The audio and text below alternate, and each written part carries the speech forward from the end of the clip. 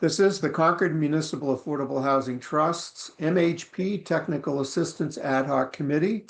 It's Thursday, July 10, 2025 at 11:01 a.m. And we'll start with a call to order by roll call. Mary Hartman.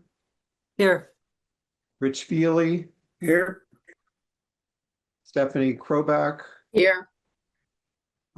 Julie McClure is not here, and Keith Bergman present. All right, so we have 4 of our 5 members, and we're also joined by Elisa Sandoval, our Community Development Director. I've been in touch with MHP Senior Program Manager Shelley Gehring, who I know will be on the call, but while we wait for her, there are 2 sets of meeting minutes which I would like to have us approve.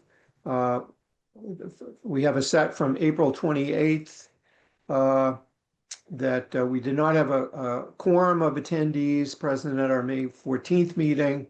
So I'd like to get those approved. And then we have the May 14th meeting minutes as well. So I wonder if there's a motion to approve both sets of minutes. So moved. Second. Motion by Mary, second by Stephanie. Is there discussion? All right, on the motion to approve, Mary? Yes. Rich? Aye. Stephanie? Aye. And Keith, aye. So those are approved 4-0. Thanks very much. And I also know that Shelley is planning on being at our 5 o'clock meeting of the trust today as well. So let me see if, oh, there she is. There's Shelley joining us right now. Sorry. Thought I had put the link in the calendar and I did not. Oh, very good. Oh, well, thanks, Shelley.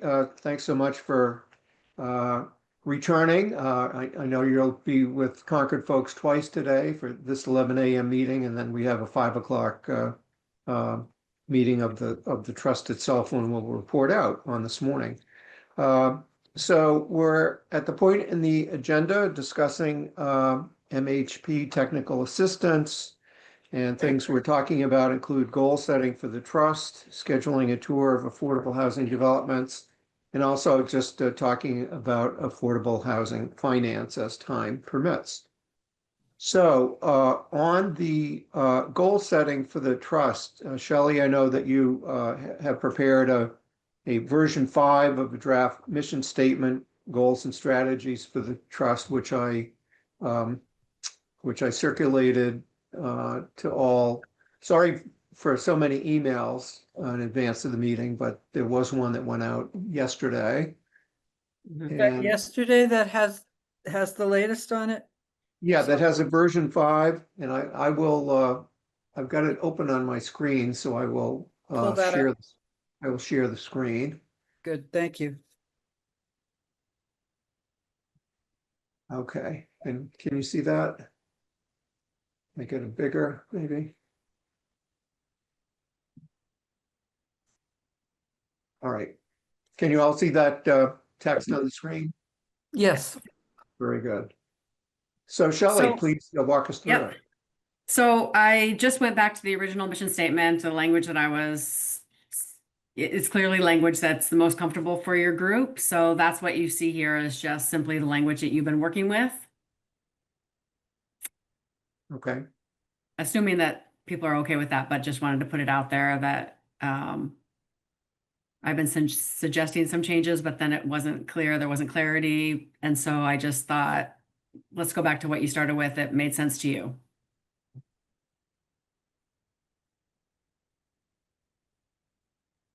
Any comments on that I think it's mission fine. statement language? It's fine. Yep. Good with that. Okay, so sorry for the time that I took on that, but I did learn a few things myself. So through the Well, process. and it required us to defend ourselves of who we think we are and what we're doing. And so I appreciate that exercise. So the rest of, so what I'm hoping to accomplish this morning is one, jumping ahead a little bit. So Metro West Collaborative Development has full-heartedly said, yes, we'd love to give you a tour of their Hudson development at Packard Street. So I'd love to, and working on Acton ones, but I'd love to have, before we close, some conversation around dates and times that you think might work that we could present to the full board tonight, because I'd love to be able to get something in our calendars to move that forward. And the goal is to be on site to the development to learn about how kind of how they came up with this site, how they identified the site, how they put together the program of the kind of housing, the design of the style of housing, the income requirements, and restricted or not age restricted. So to give you a sense of kind of how the development came together, and to learn about some of the things that the community did to help support moving the development forward, the number of funding sources, and an idea of the different kind of funding sources that the developer was able to access, and the significance of the local contribution in that. So that's the kind of stuff that I'm hoping that you'll be able to learn, and to be on site, to be able to walk it. I don't think that there'll be an empty unit because it's a newer development, so I'm pretty sure it's all leased up, but there might be community space that you can see. But I think that it can be really useful to experience it firsthand, and it's a development that's fully affordable. So anyways, before we break today, I'm hoping that we'll spend a little bit of time for you to give me some idea of, like, do you think for your team that a morning tour, an afternoon tour, an evening tour, maybe throw out some dates that might work that we could present tonight, and then I can circle back with the developer, the executive director, tomorrow about that. Yes. Yeah, Rich? Shelley, before we go on the tour, would it be possible to get a simple pro forma for each of these projects in terms of where the money came from, the town, private developer investment, tax credits, whatever? Because I think, particularly as we talk more and more about trying to leverage the money that the trust has, I mean, as much as I want to see the apartment, I'm actually much more interested in seeing the spreadsheet. So I don't know if they would give you a detailed pro forma. Developers sometimes are more private about that if they don't have to revote, but they could give you some bigger numbers, like total development costs, some general numbers, I mean, perhaps. maybe, or whatever they've submitted to the state that's not confidential, I understand. And I'm not looking to know what bank gave them what Yeah. money, what rate, but I'd sure like to know how much was a mortgage, how much was tax credits, et cetera. Yep, I can ask them for that.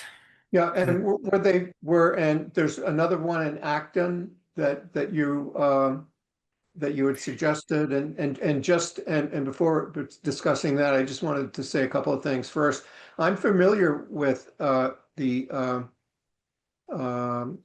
group with both of the groups. I know that the Development Collaborative is who we hired when I was town administrator in Littleton and was part of a multi-town group based in Hudson to form our own regional housing services function. We hired that collaborative to run it for us. I don't know if they're still doing that for the but that was a helpful model. And I know that the RHSO that serves Concord is getting a new executive director who's coming straight from Acton. Acton, Who's yes. the Acton planning director. Yeah, so yeah. So I'd also like to know if you think that your team would be able to do the 2 tours back to back, where you'd go from Hudson to Acton or Acton to Hudson, or whether you think you'd need to split those up. Do we want to start with that kind of logistical conversation first and then get back into strategies? Sure, Or Yeah. sure. is that okay? Yeah. Is that okay? Fresh, sure. Yep. Yep. Okay. So I guess first is, do you think that your team could take a big enough chunk of time to do both of the tours back to back, or do you think you'd want to separate them? That would be difficult for me because my schedule is like a patchwork quilt every week, so Mhm. breaking it up would be easier for me. Okay. mhm. The two Other- to 3 days.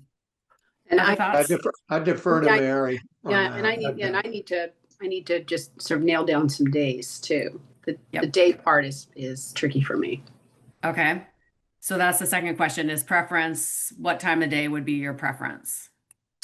It isn't necessarily the time of day. It like, for example, next week, the whole week I'm in DC. So that doesn't work for me.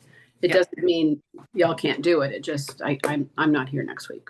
Yep. But do you think for your broader team, the broader trust, do you think that there might be a preference just based on work, the kind of jobs that people have, work schedule that they would need an evening? Or do you think they could do more? Or like, what do you think? Looking What's at- your sense?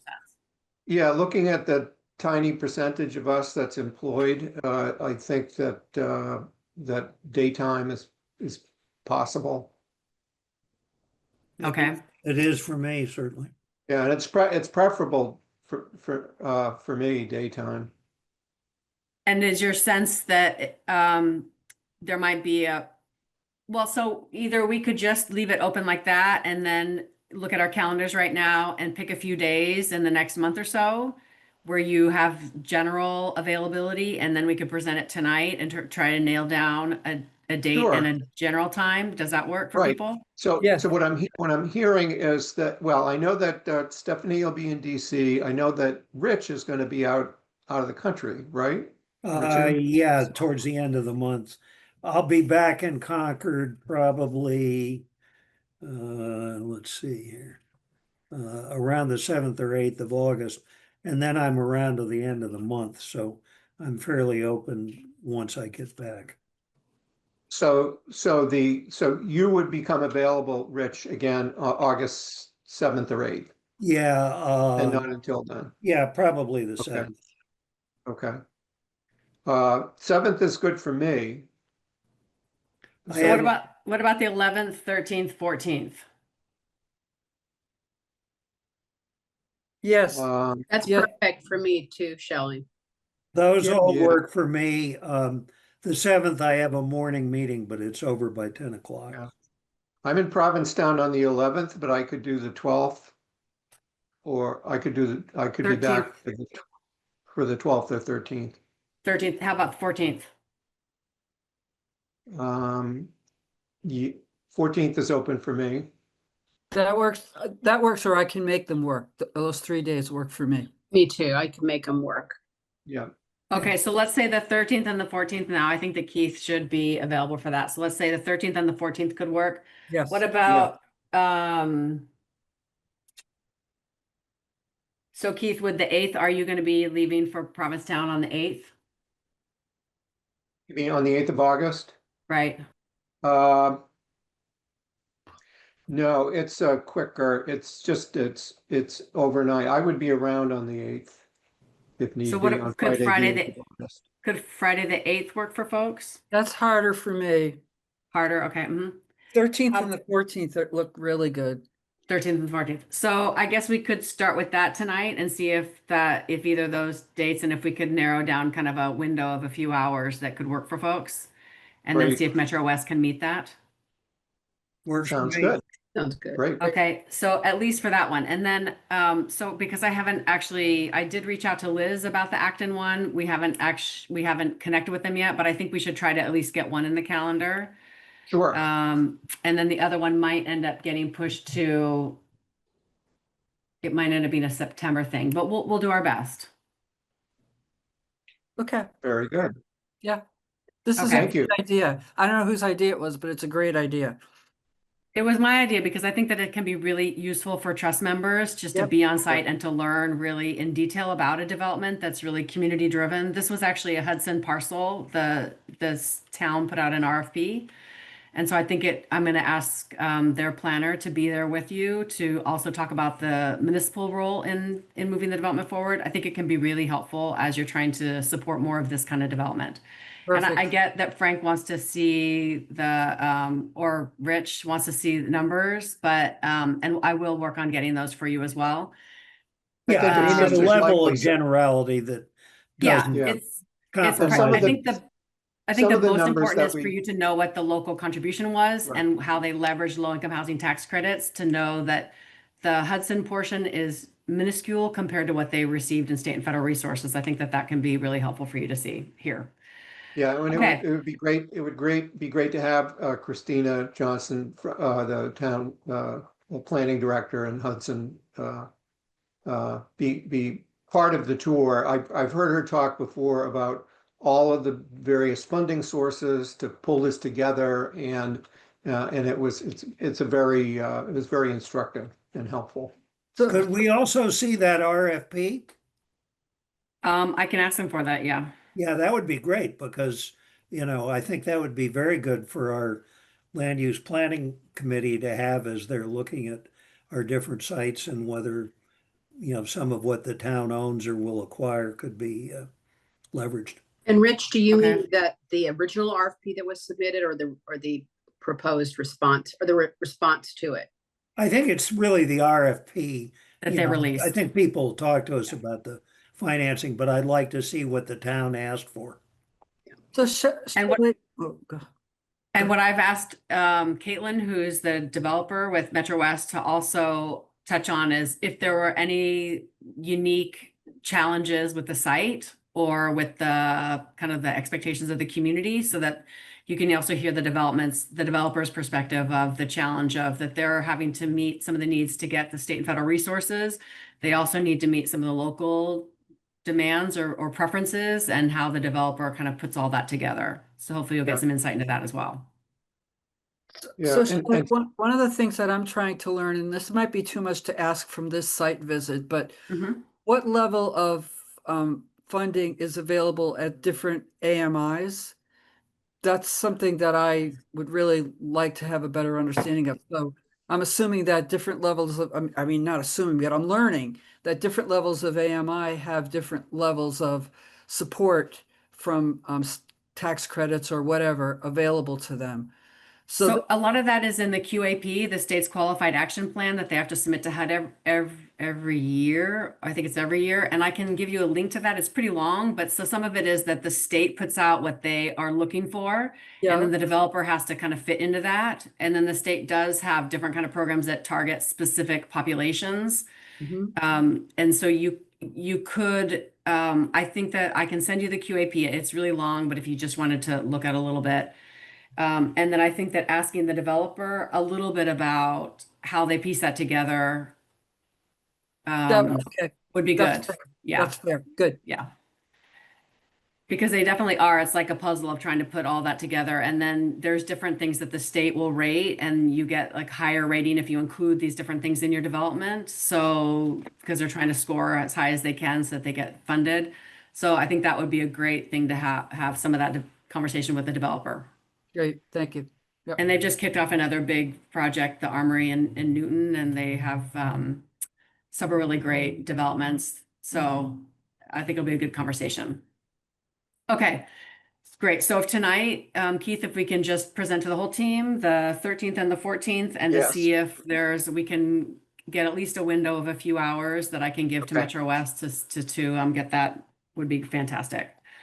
Well, So the rest that I'd like to do today for the time that we have or that you can give is to dig back into the goals and the strategies that we have, and to work a little bit more on building these out as we feel is necessary. And there's no particular order to do this, just we have the three goals: development, planning, policy, funding. And I'm not sure if there's one that you prefer to start with. Should we just go through it in order, or do you have one that you want to start with in particular? Well, I'm Let's just looking go at through the order. strategies, right? Okay, let's Yeah. just go in order then. So development. So working towards developing 200 homes. We have a few strategies and wanted to talk about a little bit more about how we fill this out a little bit more to get to your 200 units. And it doesn't have to be the exact number because you don't know how many units are going to come out of strategy one. So it doesn't need to be exact. But if you want to call out any particular, like we've already called out that ownership is a value of yours, that you want to help support ownership. We've already called out that you want to make sure that some of the units are more deeply affordable rental housing. Are there other strategies or categories that you want to pull out a little bit to reflect your values? Well, I wonder if we want to mention housing for age 55 and up. And the reason I say that is because there's some particular, we had a long discussion around the town meeting article, which approved rezoning of the New England Deaconess property across from Newbury Court, where that entity is now authorized, has the zoning approval to go forward with an aging in place facility that would need to be permitted, and there's a memorandum of agreement between that entity and the town select board, which includes in part meeting the needs of elder persons 55 and older. So I think that we might just want to carve out something in what we're doing here. But I also want to put on the, I'm sorry. Yeah, the second thing is, and just for us to be aware of it, but I read through the 94-page report on MCI Concord that agency landscape and planning put out they submitted it on June 30. It was posted to the town's website for us all to read earlier this week. And one of the I'm not sure how far to go with this or how much to make of it, but there was an observation around housing that for a proposed production of 750 units at MCI Concord, that in the section on what would be the impact on the school department, that consultant makes the observation that looking at even assuming that both of they make the proposal that it should be 1 and 2 bedroom units only at MCI, and make the observation that if half of those units were restricted to 55 and above, then it would not have any impact on the school system, which is so that's just out there. That's just information is out there. Who did that report? Agency in consultant in Cambridge. It was I did link the report to in the briefing that I did for this. So for this Keith, what are you meeting. proposing that we do with that information as it applies to? Well, I think we should be mindful. Yeah, I think that we should, I think it calls for us to, all of those things call for us to identify 55 and above as something that is of interest to the community. I agree. And is that, just so I'm clear, so, I mean, it sounds to me like what they're doing by saying 1 to 2 bedroom really is sort of restricting it to a more adult population, right? I mean, you could. Excluding families with children. Pardon? Oh, yeah. Excluding families with children. Yeah. So, I mean, that gets at. Well, it's not just, it's either starter homes for, young professionals or people that are trying to move out of their parents' house and live in Concord. So it's not necessarily elderly. And does it get at the workforce question too? It could. Oops.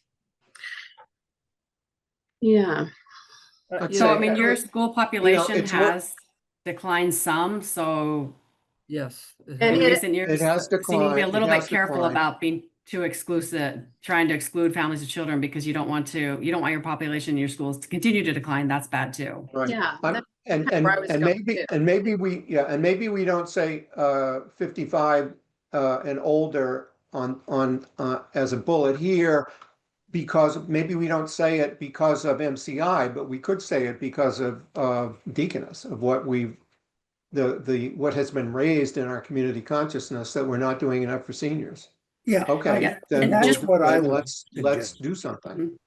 Yeah, So I one mean, point though, 55 plus, you can't exclude children from 55 plus. You can exclude children from 62 plus, just so you know. Legally, you can't exclude children from I 55 don't think plus. we're trying to exclude 50 children here, and no, I think 50 what yeah. we're trying to do is we're trying to somehow document that we have a need for senior housing within Concord, that we have a funding source that is hopefully will be earmarked to senior housing. So I think that's what we want to capture, not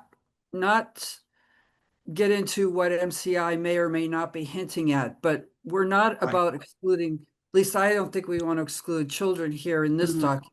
We simply Yeah. want to I totally agree with document that. a preference for senior housing. I Yeah. just want to Yeah. make sure that everyone's clear about that so that there isn't ever any language that would suggest to people in the community or where people in the community would hear that 55 plus would mean no children, because that's not necessarily true. That was my only point. Okay, Right, and that's- yeah, and I think that 55 plus is good. That should be the metric.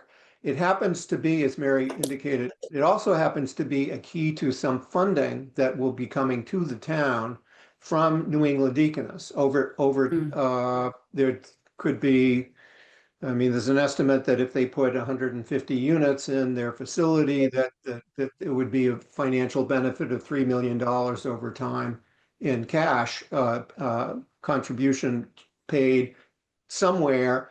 The trust has actually taken a vote and to recommend that the select board designates all of that money that comes in for affordable housing for seniors. Mm. While the language in the MOA would allow for other services for seniors, we're including housing. We are inviting a discussion on should it be all be for housing, and if so, let's create a bullet here that can be our indication of where the money would go, because it's one of our strategies. So would you want to put a specific number or just say that you'll invest in age restricted housing for 55 plus? I mean, I think that's what we're saying, and it's only a fraction of the units. We're not looking Yeah. to necessarily have all It's not 200. much, but it's worth having it on explicitly in our radar screen, I Yeah. think. Well, and I Yeah. think having it be explicit is also in some ways around knowing that the Newbury Court stuff is happening, right? I mean, it's not like we're building these goals without some knowledge of what's happening in the town. Yeah. I think At the that's same where I get time, you don't want your goals and strategies to just be what you know is already happening. Like Right. you also want this to be pointing to your future work beyond Right. just what is known as well. right. Yeah. But I One think more- naming that this is a value, that this is an identified need, I think that makes a lot of sense. I do too. One more quick comment about Stephanie? Oh, this list. I'm just curious to know where housing is. Does What, how, where, pardon? say that, I missed what you said. Do I'm we sorry. do we care where the housing is? So for example, do we care if it's near a rail station? Do we care it's near food? To the extent people, do we care that folks, is it walkable, for example? Or, is that something that this group has a point of view around? We probably have a point of, we probably Point have of a view, point of but- view. I think it's dependent upon what's available. Yeah. Because some of the land that's becoming available does meet what you just outlined, and some Some doesn't. doesn't. Right. If anything on Kai's Road opened up, any town facilities on Kai's Road opened up, that would be walkable, affordable housing. If it was Junction Village, if yeah. it was at the Peabody, it would be a long walk. Yeah. Or Same just- with 2229 Main. Right, Right. exactly, Right. exactly, yeah. So, I mean, I think there are a lot of people that share what you're talking about, Stephanie, which is, yes, it would be great if it was walkable, close to affordable, good food. So, but it does depend on what land opens up. Yeah. Keith, I have one other thought on this, and I don't know, others may not agree. I'm worried that, I looked at the timelines in the MCI report, and it was like 10 years before there was any housing. And to me, I mean, there really is a crisis, but not just for young people, but for the increasing number of boomers that are moving into their 70s and 80s and 90s. And so somewhere, we can't let all of this drag out for 10 years. I mean, this is not the place to discuss it, but I'm going to say, folks, if it's going to take 15 years to develop MCI, let's get on with something at Junction Village. That's a site we already have, and just give us access over the MCI property. So somehow or other, I'd like a, statement of priority to move quickly on some of this. Not that we do 200 units all at once, but that we don't push all of this out to the end of a planning horizon for MCI or 2229 Main. Yeah, So the reason why we have a variety of strategies for goal is recognizing that some will take longer than others. So I absolutely agree with you, Rich. And once we feel good about the goals and strategies, then I do want to talk with you about an implementation strategy to come up with how are you going to move things forward as a group.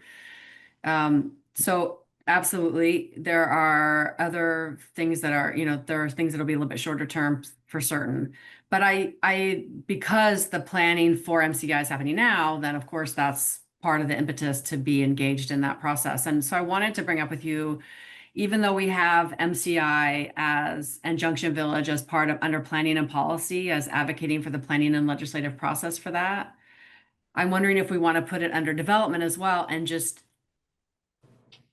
maybe even naming a number of units, like at least 50 affordable units or at least 100 affordable units at MCI. Like, are you interested or willing to do that at this point? So make it a strategy of about how many units you would like to see that are affordable at MCI. Well, my thinking based on what I'm hearing here is if we want something to happen quickly, more quickly than MCI or 2229 Main Street, for me, that opens up the possibility of 91B Main Street.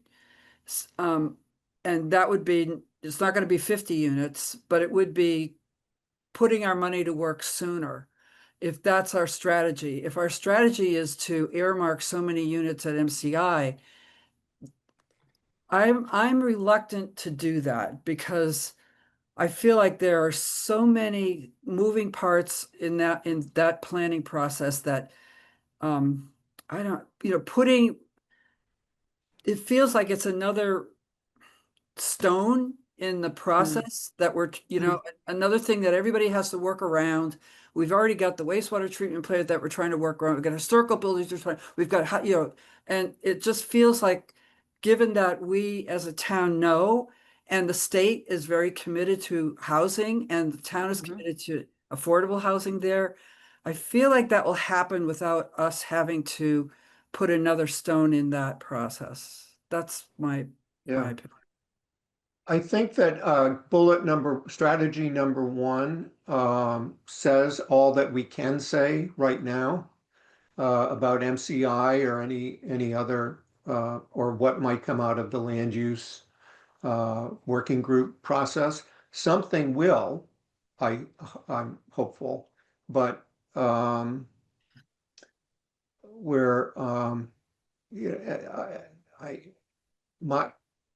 are so many things about MCI that even now we don't know, and we're not going to, and we may know more by the end of the summer, but not much more. Where's the 25 million coming from that is needed to make the on-site wastewater treatment facility or the wastewater treatment facility that exists at MCI to make that last beyond its already useful life? Where's that money coming from? And if that problem isn't solved, there's going to be very little development at that site in the near future. So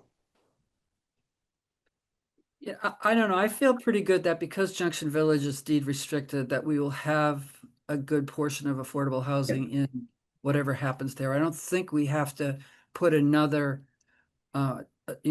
document to someplace else. And Yes. Mary, when you say that, are you Yep. saying without the link to MCI? So Yes. Junction Village happens on its own. Well, no, whatever happens to Junction Village, I'm sure that we will have affordable units as part of that development.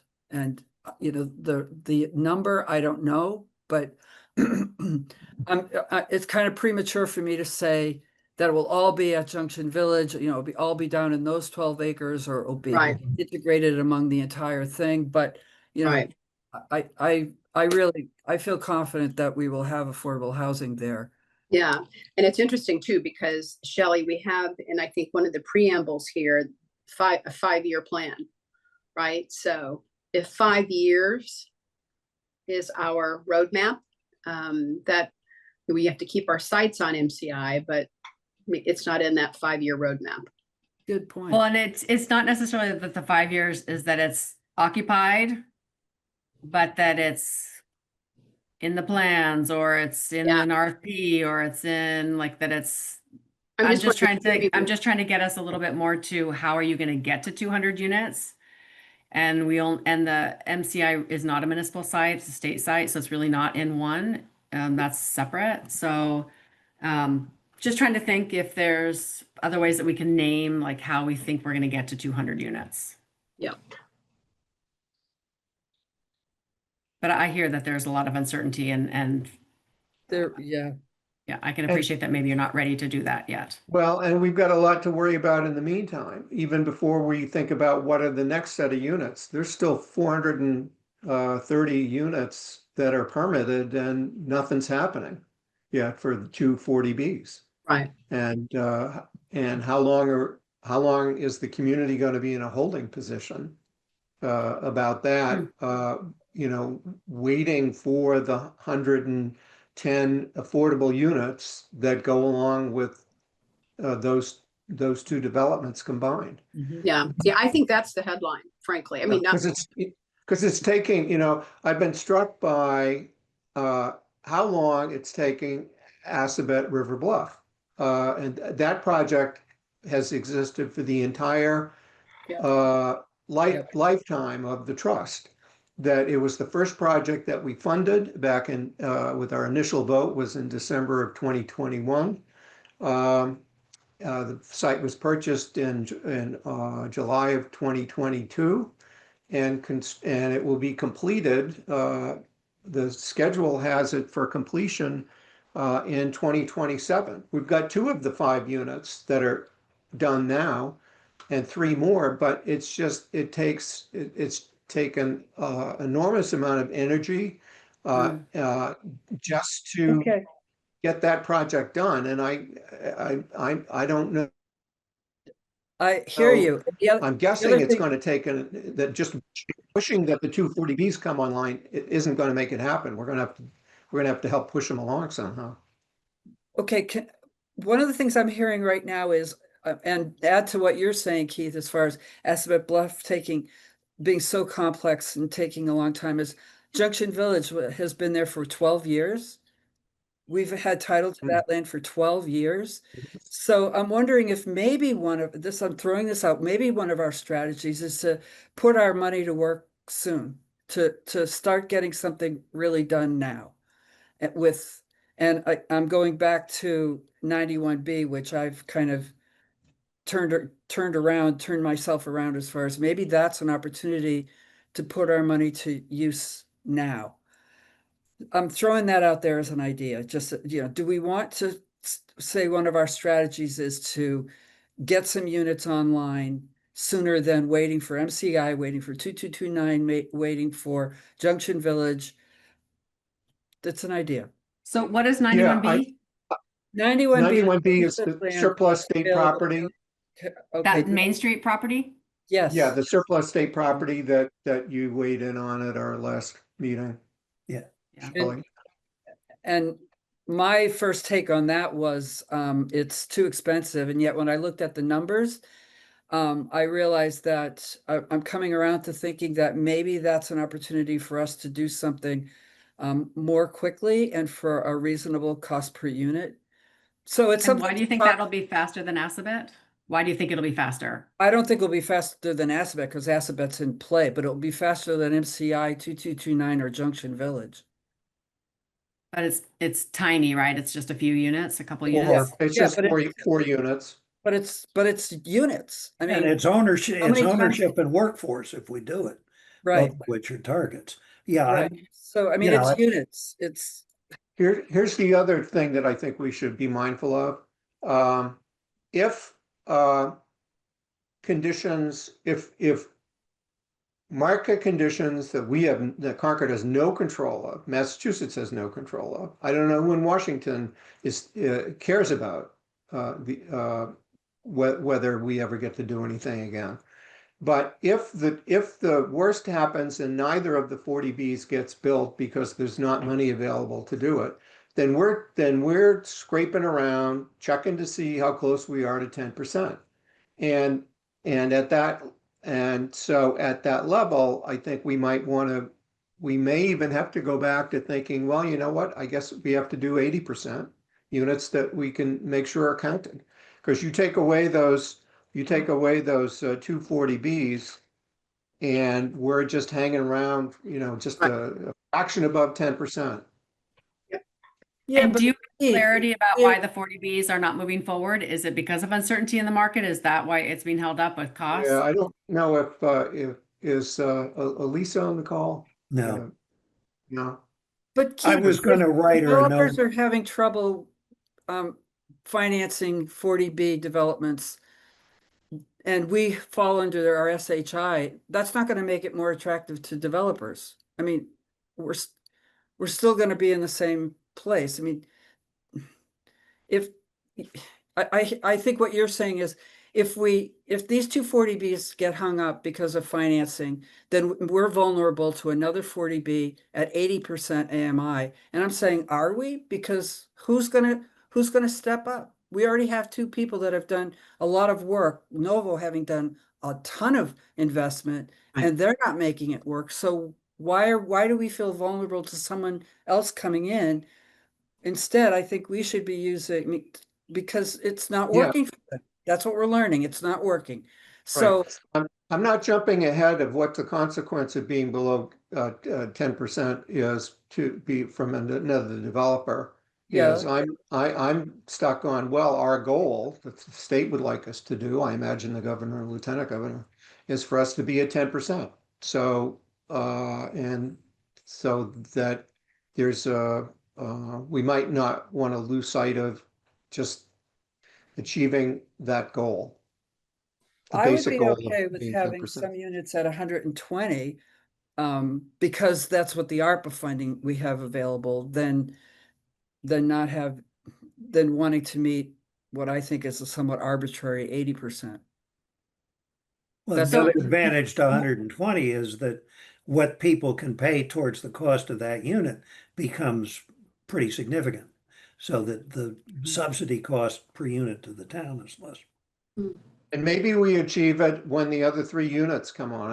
I haven't crunched the numbers lately, but maybe the other three Assabet units will eke us by. That nothing that's in the ground now or is planned, if it doesn't involve those 40Bs, nothing's going to keep us above 10% come the 2030 census, but other people will be here when that happens.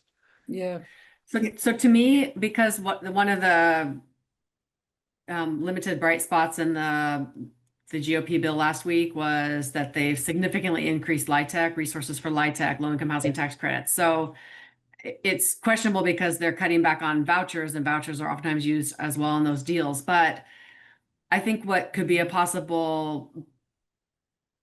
very possible option for you is to try to find a municipal site that was big enough for at least like about 30 units, because with LIHTC you need about at least 30 units. yeah. And to move on that and to invest in something like that. To me, that seems like it's still not, it's not short term. None of this is short term, but it's shorter than MCI. And I'm hoping that when you're on site in Hudson, that you'll feel a little bit of inspiration, because I think the design of it would feel comfortable for a lot of people in Concord.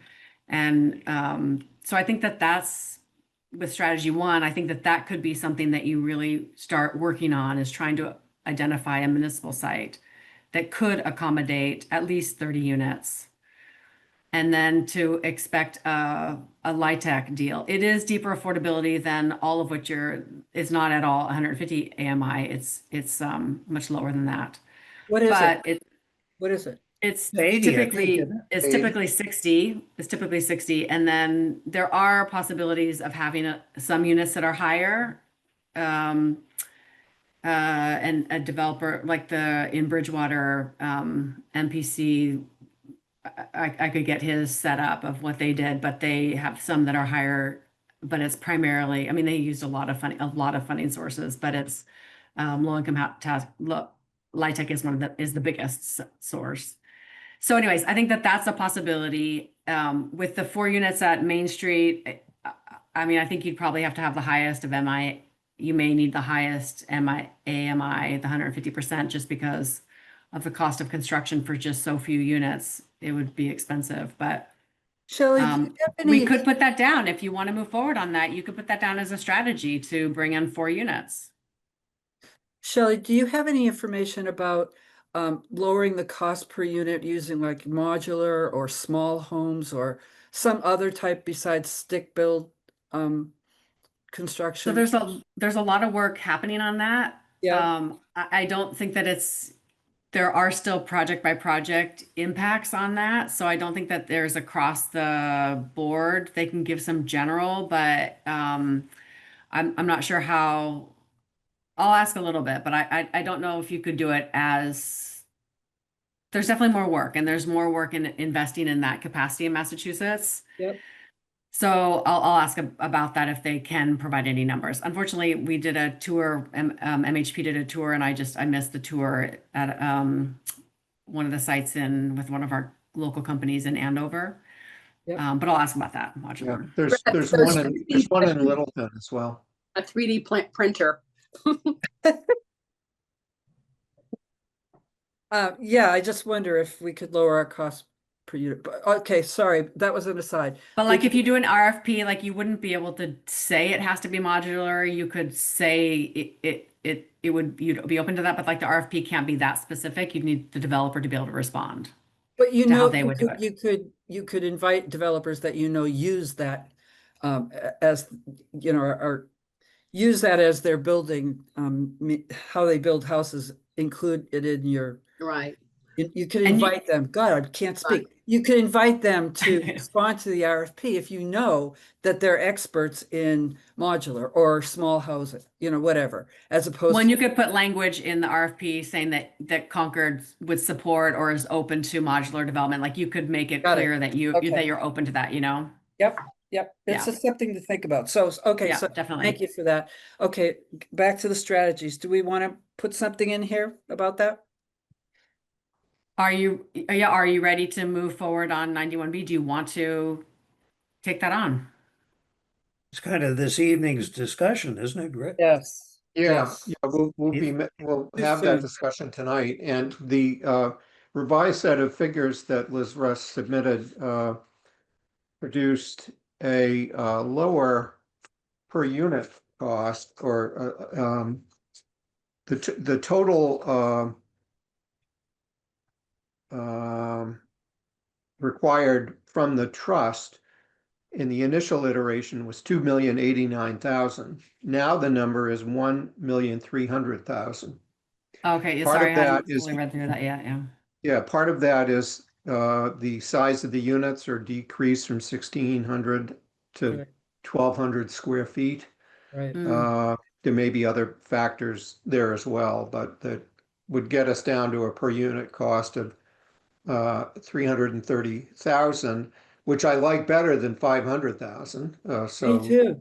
Yeah. Me that too. is lower.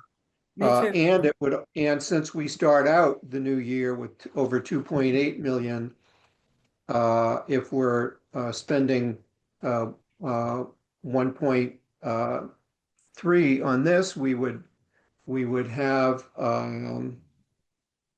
we'd have 1.5 left to do something else. That's right. Yeah, It's worth And so that's 120% AMI. Yes. That's at 120, yes. Yep. wouldn't Got we it. have to upfront some more money? I think it's not a problem because we don't have anything else cooking that's going to need that money within a year or two. And then when Right. it's done, obviously, we get that back from the sale to the ultimate owners. Yeah, I'm Right. feeling better about 91B after seeing these revised numbers and Me knowing too. that, we do have to spend the $500,000 in ARPA funds by December of 2026, and to have those funds go towards the acquisition of this property from the state would certainly do that. Yeah, remind me again, how many units? For, Four. Nine bedrooms. yeah, yeah. Nine So bedrooms. would this body Maybe like we to, can, yeah, on the matter like of to 9 bedrooms, which I guess is all that the Public Works Director can approve without getting a vote of the Public Works Commission. Ooh, I'm scared. I hopefully we can, squeeze another bedroom or two out of the commission. It's worth a shot. Yeah, It's yeah. worth a shot, really. But actually, Shelley, we've got to discuss this tonight at the Affordable Mhm. Housing Trust. There's three of us here now that, yep. so we're just kicking it around, but we're not, we Yeah. need, What I'm wondering is if you want to put it in as a fifth strategy and then to say that the ad hoc would recommend that you move forward with it. Do you want to do that? I'm ready to do that. Yeah, I think for me, the interesting thing is the timing. It's sort of this, again, the timing roadmap. And that part of what we're doing is identifying this as our short-term goal. Exactly. Yeah, I mean, That you can move forward isn't- on right away. Yep. Right. identify projects that could, enter permitting within 18 months to 2 years, Yeah, which would be 40B. And, I don't know what's going to come out of Yeah. the land use planning, but maybe there's something at Peabody or something that could get to permitting in 2 years. yeah. I doubt that, Rich. Okay, you're probably right. I So mean, it sounds like everything- this body is inclined to support 91B and that maybe we add it as the fifth strategy to propose to the full board. Are you comfortable with Well, that? I was going to finesse that and say, identify projects that can enter permitting within, a short period of time, 18 months to 2 years. Obviously 91B is the candidate, but I don't know. I mean, if people want to put it in, I certainly will support it with the revised numbers. Yeah, I think for me, what I struggle with is to what extent is this document, the goals and strategy document, evergreen? Is it something that has this level of specifics in it, and then we look at it every year? And that's my one question I have. The other is, how does it connect to the housing production plan? And does the housing production plan breathe life into our goals, so to speak? Yeah. Like how do those two things work together? Yeah. 91B question. is Yeah, in the HP. 91B is in the plan. Mhm. Yeah, it has been identified. I'm wondering though, if are we identifying any particular sites and anything else that we're doing here? And Shelley had talked about an implementation. So, I mean, I would suggest that when you can be specific, that you be specific, that you call Okay. it out. It's not only for you to help you focus your efforts and your priorities, your work, but it also helps the community understand what your thinking is. So if you're interested in moving forward on 91B, 4 units at 120% AMI, I think that we should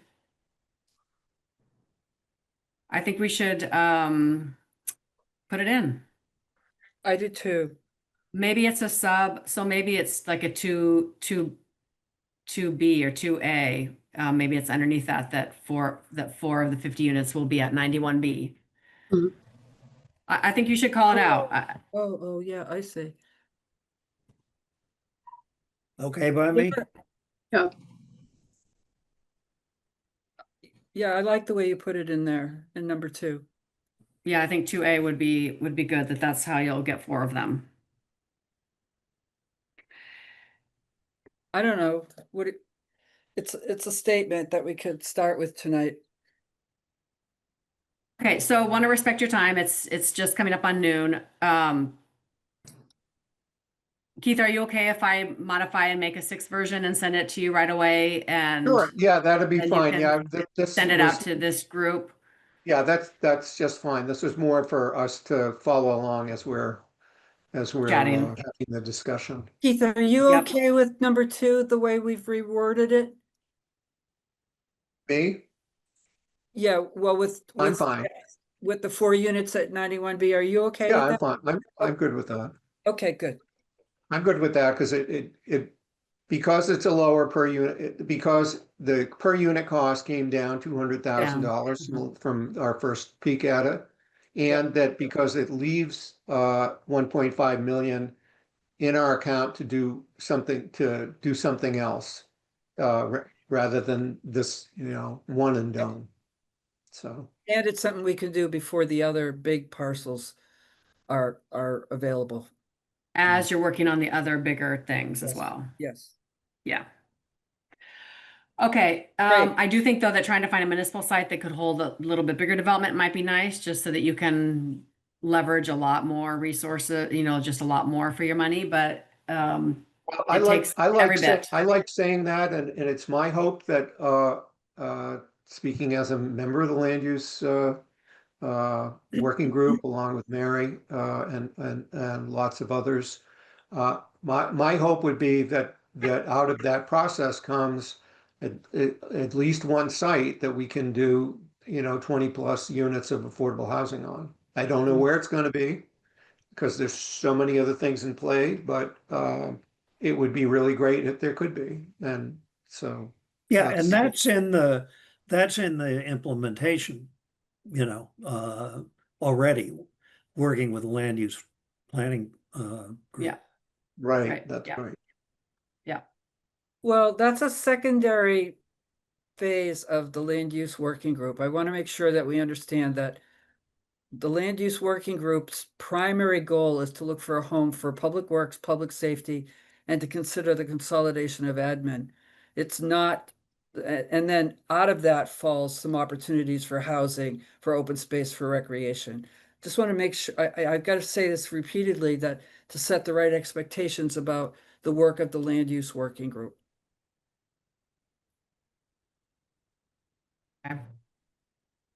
Keith, I do have one request for tonight. Is it possible at this time? I know you have to post the agenda and that this work is done first. I have a little bit of a challenge just because my daughter's schedule has changed with camp. Is there any possible way that the order could be changed, or is that not Sure, allowed once you yeah, post it?